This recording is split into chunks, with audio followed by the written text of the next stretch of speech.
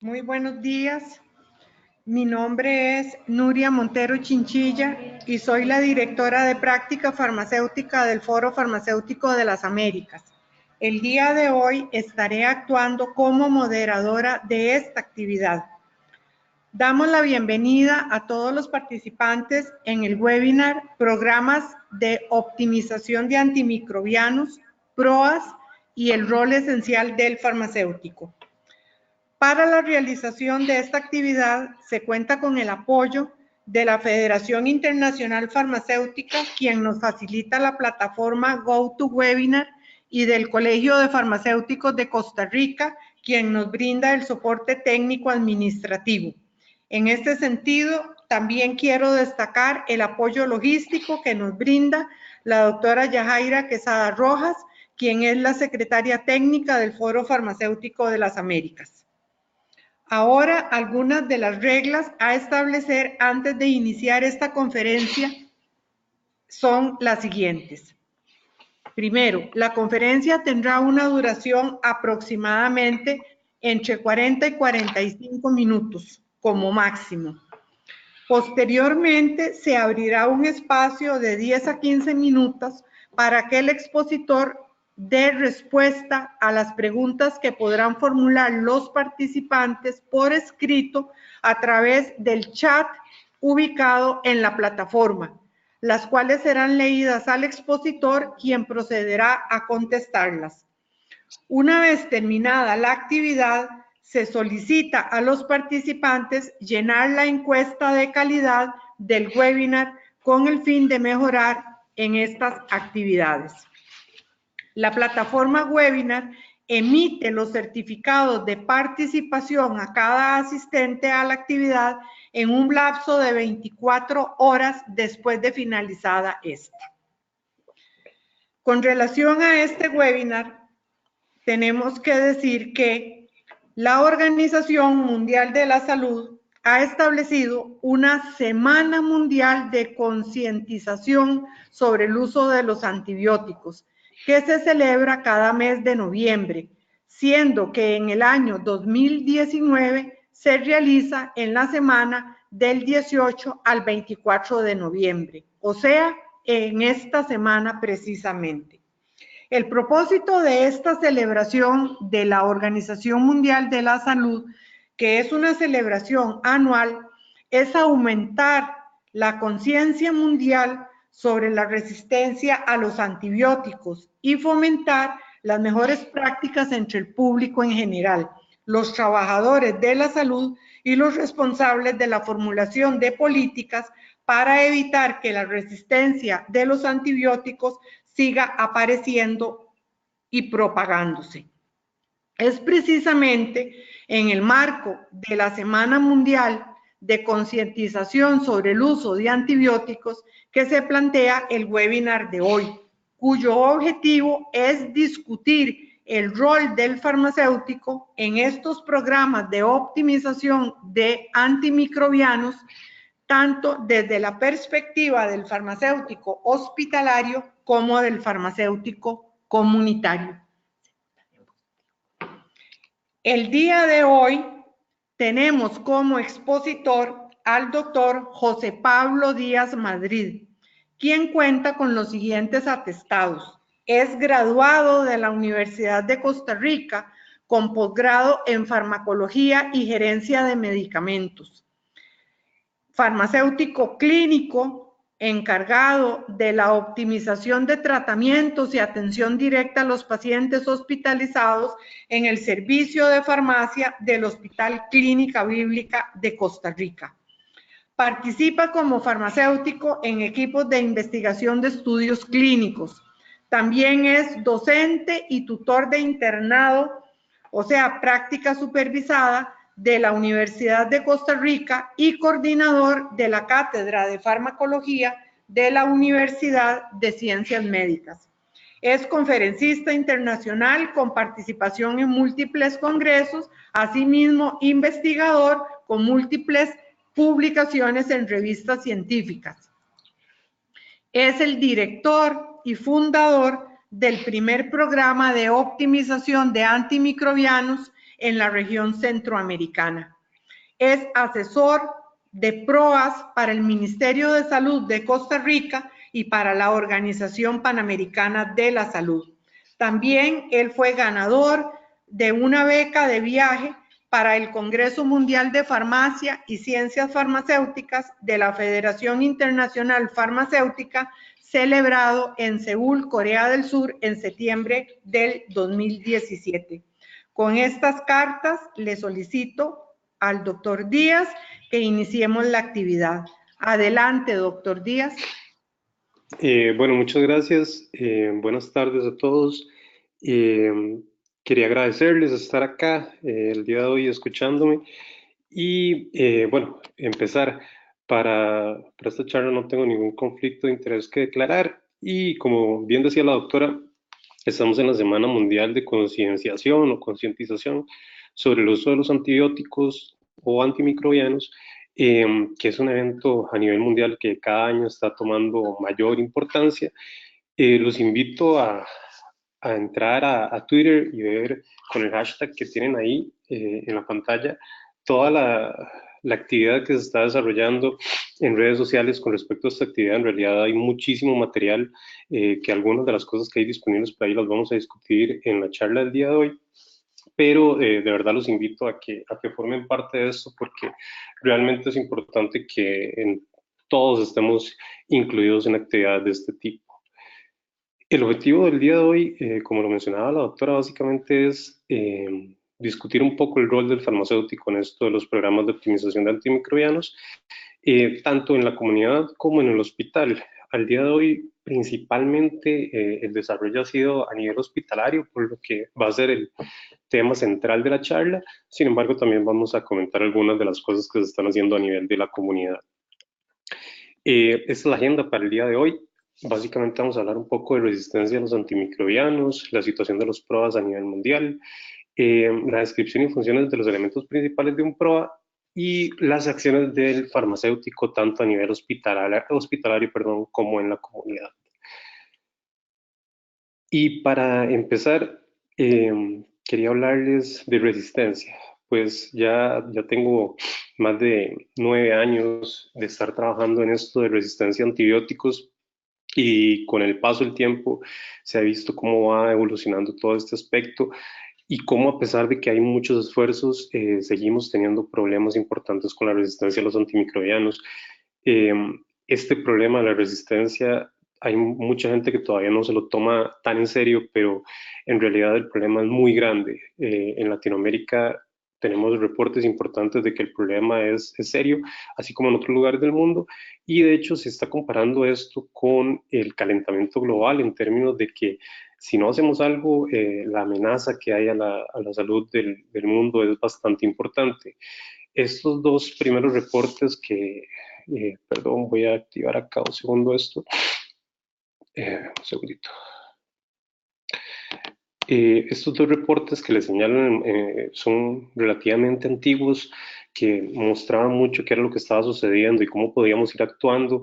Recientemente salió una actualización del reporte de la CDC del 2014, salió en esta semana y tiene varios aspectos importantes a discutir que los vamos a ir viendo a través del desarrollo de la conferencia.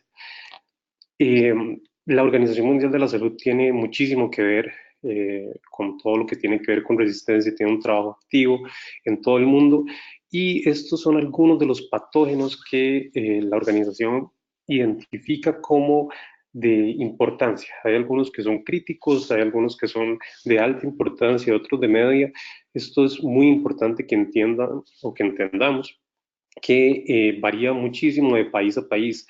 Es muy interesante, por ejemplo, en Costa Rica tenemos poco problema actualmente, sí hay infecciones, pero no es un problema tan importante para nosotros el Acinetobacter baumannii, distinto a la Pseudomonas aeruginosa, que sí es un problema muy importante. Entonces, esta situación varía de país a país y por eso es muy importante que cada gobierno tenga bien estratificado qué es lo que nos tiene que llamar más la atención. Por ejemplo, aquí en Costa Rica las pseudomonas es uno de los problemas más importantes. Esta otra diapositiva de este reporte de la CDC que les decía del 2019, que es de la situación en Estados Unidos, que si ven muchos de los microorganismos que están en la pantalla se repiten con respecto a lo que dice la Organización Mundial de la Salud, ellos tal vez ya incluyen algunas otras bacterias o microorganismos dentro de sus amenazas urgentes. Por ejemplo, no solo incluyen bacterias, sino que también tenemos, por ejemplo, hongos como Candida auris, que es una amenaza también importante para la salud, no solo de Estados Unidos, sino del mundo. Y conforme van apareciendo estas, o se identifican estos problemas, es más sencillo para cada país atacarlos de distintas formas. En Latinoamérica, lamentablemente, la información podríamos decir que es limitada y que es muy variable de país a país. En algunos países el desarrollo es mucho más importante y tienen muchos más datos. En Costa Rica, por ejemplo, tenemos cierta cantidad de datos, pero no cubrimos en un 100% toda la información de resistencia del país. En Latinoamérica hay reportes importantes de factores o de mecanismos de resistencia de importancia alta, como las beta-lactamasas de espectro extendido y las carbapenemasas, así como resistencia a antibióticos que deberían todavía estar funcionando, como cefalosporinas de tercera generación o fluoroquinolonas, que mucho de esto se asocia al mal uso que le hemos dado a estos antibióticos en nuestra región, que no es solo algo que se da acá, sino que se da en todo el mundo. Además, en Latinoamérica es bastante común ver altos niveles de resistencia del estafilococcus aureus, siendo un porcentaje muy alto meticilino resistente. Con la salida de este documento de la CDC, salió esta noticia en CNN, un extracto de lo que se comenta en el documento, y es que en Estados Unidos, donde tienen muy bien medido muchas de estas cosas, cada 15 minutos está muriendo una persona por una infección por una bacteria o un microorganismo multiresistente. El problema es que esto no es un asunto de Estados Unidos, sino que es un asunto global. Ellos tienen la ventaja de que pueden medir muchas de estas cosas, pero probablemente en Latinoamérica podríamos tener datos similares o incluso peores en algunas regiones. Algo que es muy importante tomar en cuenta es que también conforme ha ido avanzando eh, la, el transporte de las personas, cada vez es más sencillo viajar, cada vez más accesible para la gente. Entonces es muy común que a pesar de que, por ejemplo, en Estados Unidos estén haciendo muchísimas cosas y tengan muy controladas las cosas, va a ser complicado para ellos poder controlarlo si en el resto del mundo no tenemos prácticas similares. Eh, es muy importante que también todos tengamos claro que cualquier persona, independientemente de su estado de salud, puede contraer una infección por un microorganismo multiresistente. Hay muchos casos de pacientes que entran al hospital por alguna situación de salud y terminan contagiándose, al igual que en la comunidad. Es también posible que una persona en la comunidad se contagie de un microorganismo multiresistente, por lo que de verdad es urgente que hagamos cosas para controlar lo que está sucediendo el día de hoy. La CDC estima que una tercera parte de las prescripciones de antibióticos en departamentos de emergencias y consultorios médicos son innecesarios. Y este tipo de evidencia se replica en cualquier lugar donde hagamos investigaciones con respecto a las prescripciones de antibióticos. Y como solución a todo esto es que nacen los programas de optimización de antimicrobianos. Para los que no los conocen, ya casi vamos a hablar un poco de la definición y cómo están estructurados. Definitivamente este asunto de la resistencia es una amenaza a la medicina moderna, porque si nos ponemos a pensar realmente, si no logramos controlar las bacterias multiresistentes, va a ser muy difícil que se haga cualquier procedimiento en un hospital. Si pensamos, por ejemplo, en una cirugía y el paciente no tiene cobertura antibiótica, podría infectarse fácilmente y complicar su salud. Igual con una quimioterapia, igual con cualquier paciente que esté inmunosupreso, entonces realmente es algo muy importante. Sabemos que no es solo un asunto de prescripción médica o de prácticas en humanos, sino que también hay un sobreuso importante en animales, que hay muchas iniciativas a nivel mundial para tratar de controlar esto. Y como les decía, hay muchos esfuerzos globales que vamos a ir viendo, algunos de los que están disponibles para todos nosotros. El principal es el Plan de Acción Global de la Organización Mundial de la Salud. Este plan tiene un enfoque multisectorial pensando en el concepto de una salud, que tal vez los que no estén familiarizados, perdón, con este concepto de una salud, básicamente no solo piensa en esta parte de la salud humana, sino que toma a la vez en consideración la parte animal y la parte vegetal. Por eso, tanto la Organización Mundial de la Salud como la FAO y la OIE están incluidos en este plan mundial que dentro de sus objetivos, que son muchísimos, incluye los programas de optimización de antimicrobianos. Son parte del Plan de Acción Mundial de la OMS y en cada una de las regiones de este planeta. Por ejemplo, aquí en Latinoamérica, la Organización Panamericana de la Salud está también trabajando activamente en esto. Es posible al día de hoy entrar a la página de la Organización Mundial de la Salud y ver todos los planes que ya están disponibles. Lamentablemente no todos los países han logrado desarrollar su plan. En el caso de Costa Rica fue publicado en el 2018 y es un plan de acción que ya se está ejecutando, es de interés nacional y a pesar de que ya tienen su tiempo, también ha tenido sus retos, sus barreras y son algunas de las cosas que pensaba comentarles más adelante.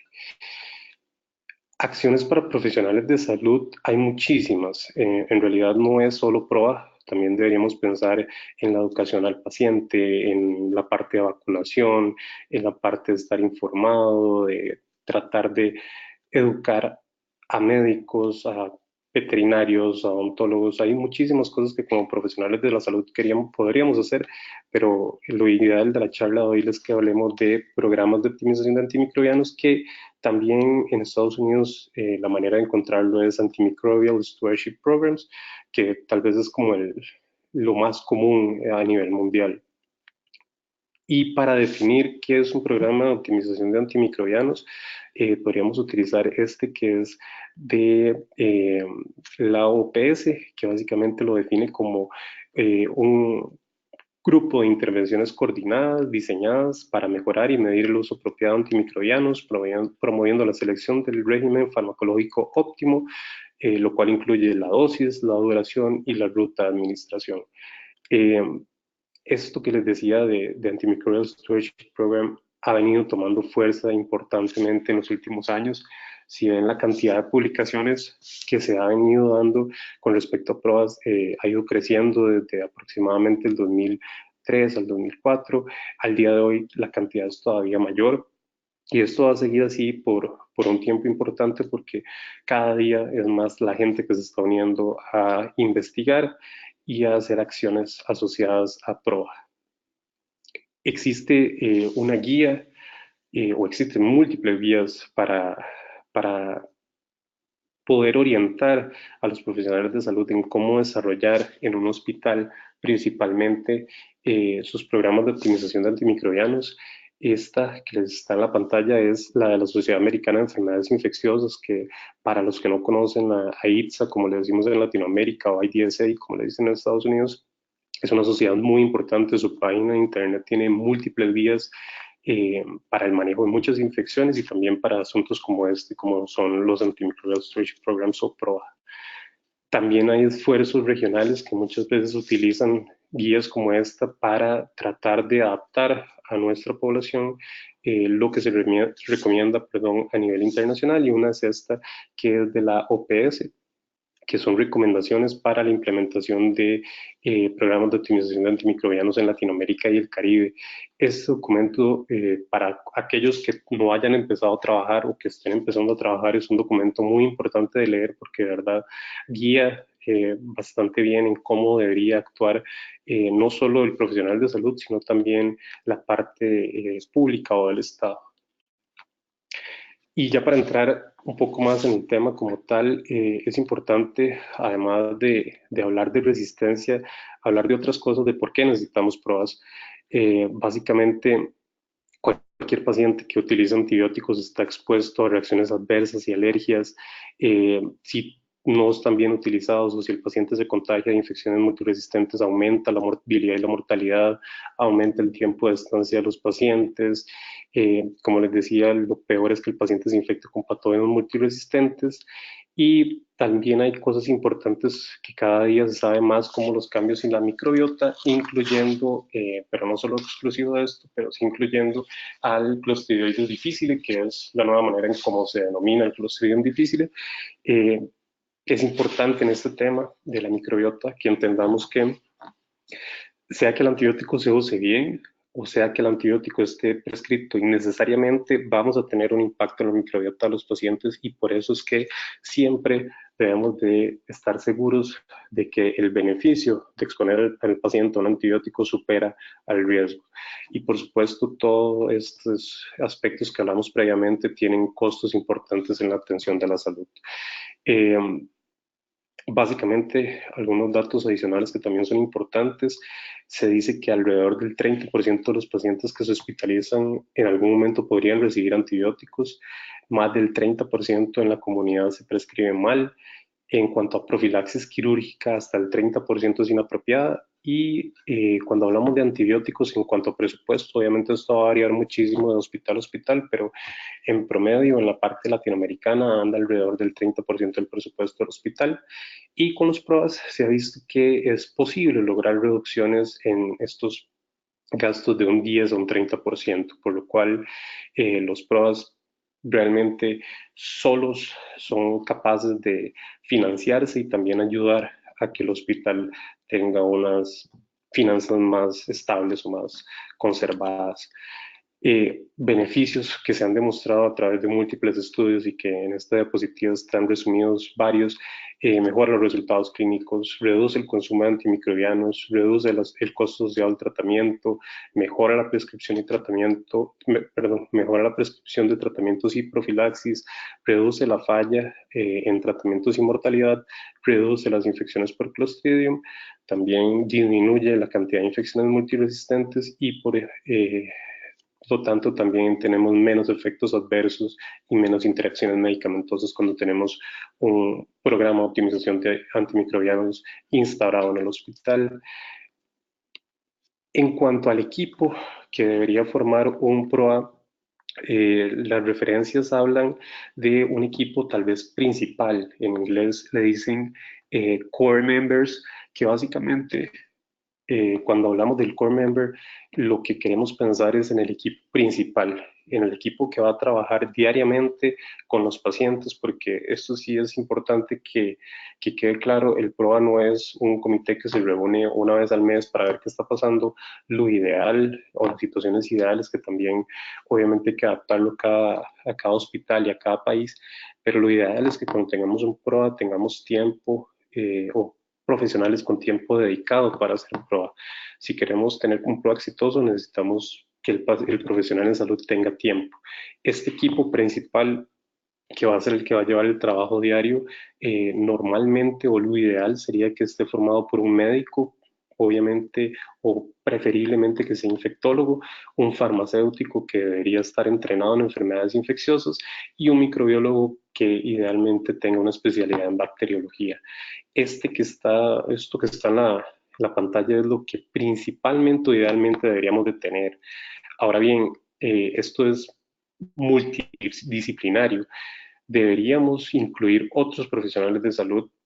Por ejemplo, cada día hay más enfermeras incluidas en programas de optimización de antimicrobianos que tal vez no van a ser parte del trabajo día a día o de alguna manera podrían serlo, pero no son parte del core member, pero sí son de mucha utilidad. Como les decía, lo ideal es que tengamos médicos y farmacéuticos especialistas o con conocimientos amplios en enfermedades infecciosas, pero eso no quiere decir que para arrancar no podemos empezar con profesionales que no tengan esa especialización como tal, pero que sí la pueden desarrollar.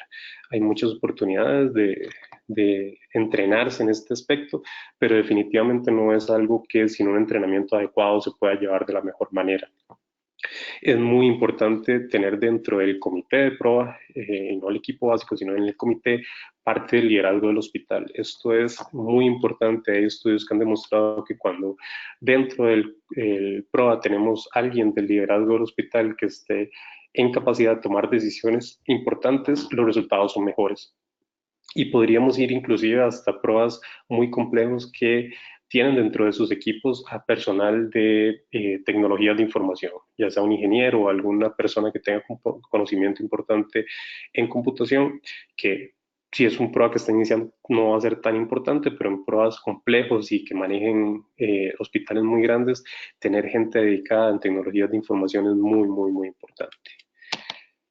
En cuanto a Latinoamérica, la información tanto como para resistencia como para pruebas es limitada. Sin embargo, sí hay registrado pruebas activos en países como Colombia, Brasil y Chile, donde a lo que se ha logrado eh, obtener a través del tiempo son países donde hay bastante desarrollo del PROA. Estos son datos que se obtuvieron en una encuesta realizada en el 2012, por lo que probablemente hay un crecimiento. Hay algunos países donde también se ha ido desarrollando y tal vez no están por acá y es parte de lo que interesa con charlas como esta, que logremos conocernos y saber quién está trabajando en esto en los distintos países. Eh, pero de nuevo hay diferencias marcadas de país a país. En cuanto al tiempo dedicado por semana a actividades de prueba, esta encuesta que se hizo en el 2012 mencionaba que para el farmacéutico tenía aproximadamente 9 horas en Latinoamérica dedicadas a prueba y en comparación a 18 horas semanales a nivel mundial, que ya aquí se ve bajo, pero esta encuesta tiene ese sesgo de que fue en lugares donde ya está desarrollado. Si ya hiciéramos tal vez un mapeo de toda Latinoamérica, el tiempo promedio que tenemos de los profesionales de salud trabajando en prueba, especialmente el farmacéutico, deben ser bastante por debajo de lo que está en esta diapositiva, que también es de las cosas que en una semana como esta, en la Semana Mundial de Concientización, es muy importante que nos propongamos que este tiempo crezca importantemente y para eso, como les decía, necesitamos muchísimo apoyo de los hospitales para lograr eh, crecer y no solo los hospitales, sino también del gobierno de cada uno de los países. Cuando hablamos de prueba y de funciones, hay una lista hecha por el CDC de elementos importantes que deberían tener los pruebas en los hospitales. Recientemente fue actualizada, la primera fue la del 2014 y en este mes, hace unos cuantos días, tuvimos una actualización de los elementos principales que debería tener un prueba a nivel hospitalario, que básicamente vamos a comentar algunos de los que vienen acá. Este documento tiene varias cosas importantes. Quise en esta diapositiva mencionar algunas de las principales. Ellos hablan ahora importantemente, que a pesar de que ya lo hemos hablado, de los efectos adversos. Según los datos que tienen ellos, cerca del 20% de los pacientes que reciben antibióticos experimentan efectos adversos. Y muchas veces, tomando en cuenta que las prescripciones son innecesarias, estamos o tenemos que pensar en este concepto de daño prevenible. Deberíamos evitar que los pacientes sufran de estos efectos adversos. Y la manera principal para hacer esto definitivamente son los PROAS, lo cual, como les he comentado, se ha demostrado a través de múltiples estudios. Este Core Elements del 2019, como les decía, es una actualización. Eh, definen la estructura ideal y las funciones de un PROA exitoso y teóricamente es adaptable a cualquier hospital, que eso es algo de lo que les quería comentar un poco el día de hoy.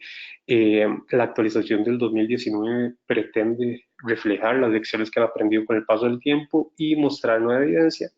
Y igual que la versión del 2014, tiene 7 elementos principales o core elements, pero con algunos cambios que vamos a discutir.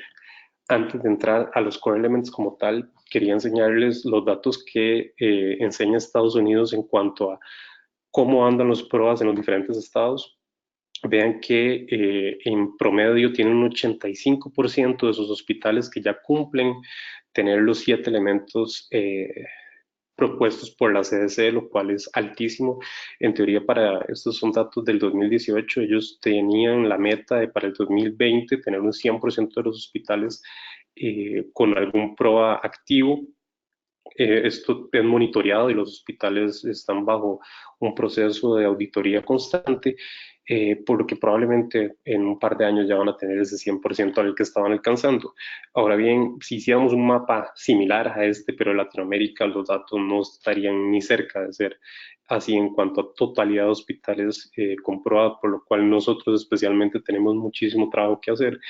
Y este documento de la CDC tiene esta herramienta. Esta herramienta está disponible en el documento.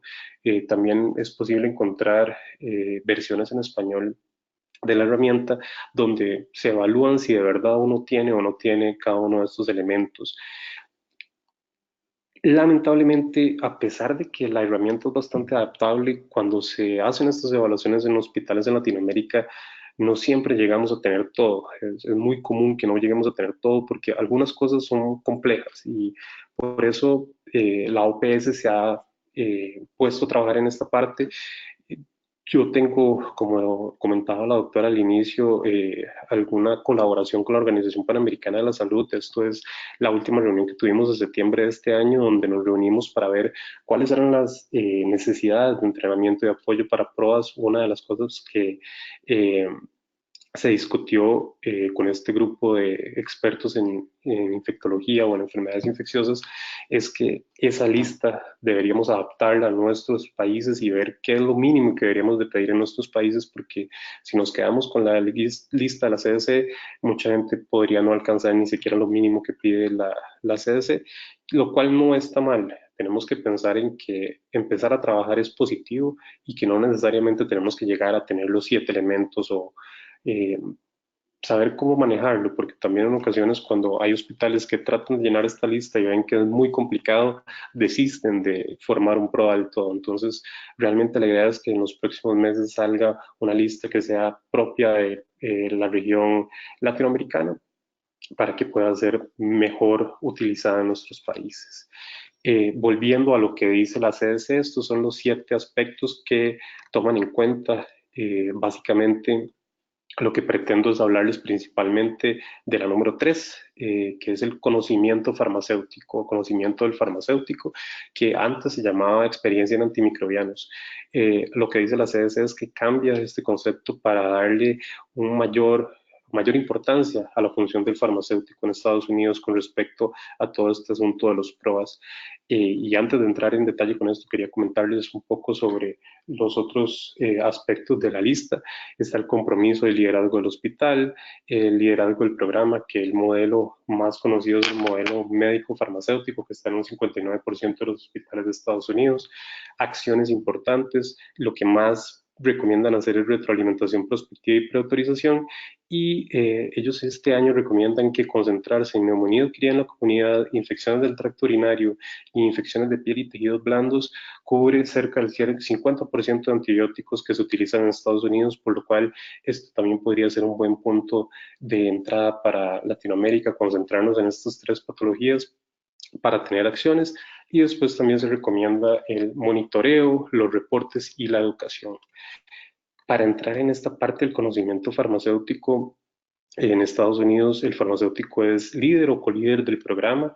Es muy importante que en caso de que se quiera hacer un programa de eso, se identifique un farmacéutico que esté capacitado, porque los resultados tienden a ser mejores. Este entrenamiento adicional en enfermedades infecciosas ha demostrado ser altamente efectivo. Los programas que tienen farmacéuticos entrenados tienen mejores resultados. Sin embargo, también, como les decía, se pueden utilizar farmacéuticos idealmente clínicos que no tengan ese entrenamiento. Ahora bien, aquí entramos el problema en Latinoamérica, que en muchos lugares no tenemos farmacéuticos clínicos. Sin embargo, de igual forma es posible brindar entrenamiento. Hay mucho entrenamiento disponible de manera digital. Por ejemplo, una de las instituciones que son muy importantes y que lamentablemente solo está en inglés, pero para aquellos que puedan o que hablen inglés, la Sociedad de Farmacéuticos Infectólogos es una sociedad que ha ido creciendo cada día más.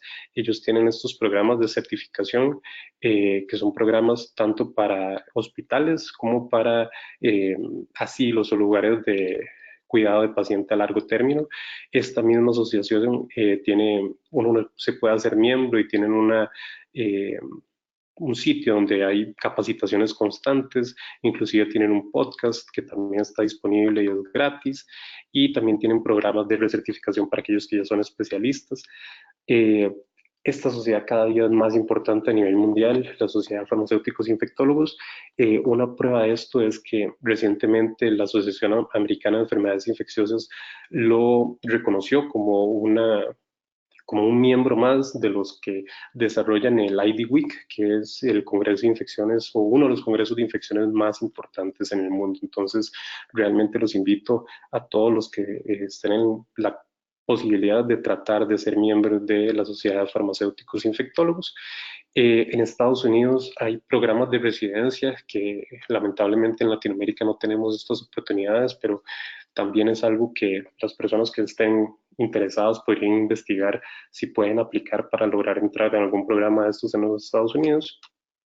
Y también está la oportunidad de la especialización. La especialización es algo que está disponible desde hace poco tiempo, aproximadamente 2 años, ya en el sitio del Board de Especialidades en Farmacia de Estados Unidos está toda la información de cuáles son los requisitos para poder entrar en este tipo de programas.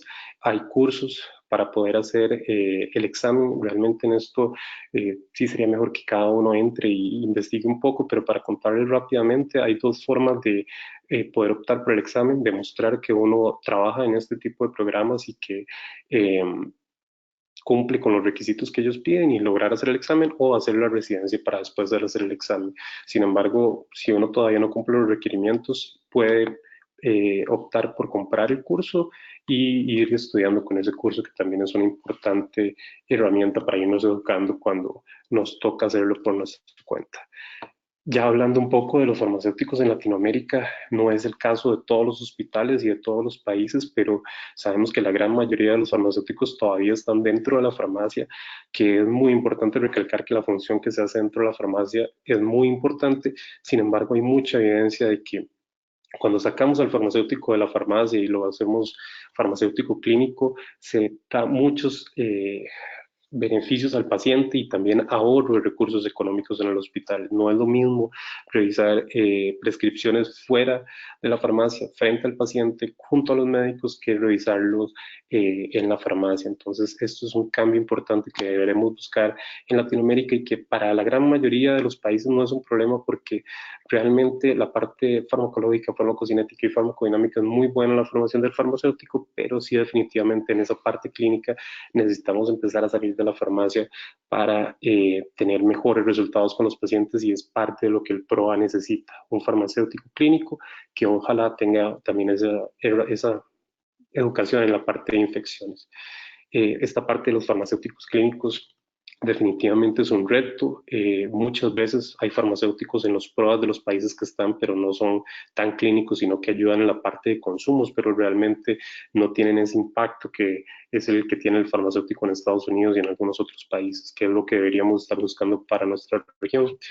Las funciones del farmacéutico en prueba realmente son demasiadas, no nos da tiempo de verlas todas, pero vean que va desde la codirección, como les comentaba, y el consumo de antimicrobianos, hasta cosas complejas como cálculos farmacocinéticos y farmacodinámicos complejos y individualizados en los pacientes, evaluaciones del uso de medicamentos, protocolos, guías clínicas, ajustes de dosis, interacciones. Entonces, realmente hay muchísimas cosas que el farmacéutico podría hacer y que el médico también podría hacerlos, sin embargo, no es su interés principal.